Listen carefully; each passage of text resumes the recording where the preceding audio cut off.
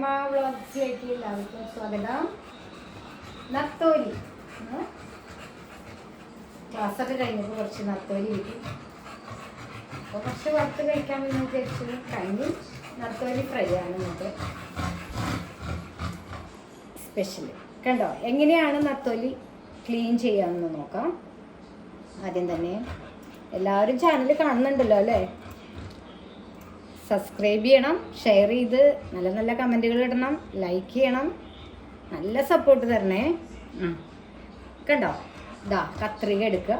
അതിനുശേഷം ഈ വയറിൻ്റെയും തലഭാഗം കട്ട് ചെയ്ത് ഇതിനകത്ത് ഇത് കളഞ്ഞു കഴിഞ്ഞാൽ ഈസി ആയിട്ട് ക്ലീൻ ചെയ്യാം.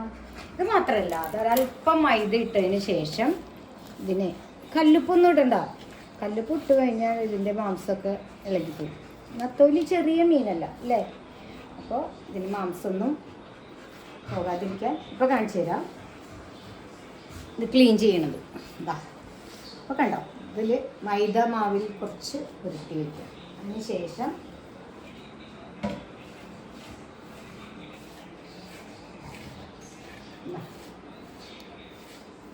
എങ്ങനെയാണ് ഇത് ക്ലീൻ ചെയ്യണമെന്ന് നോക്കാം. നല്ല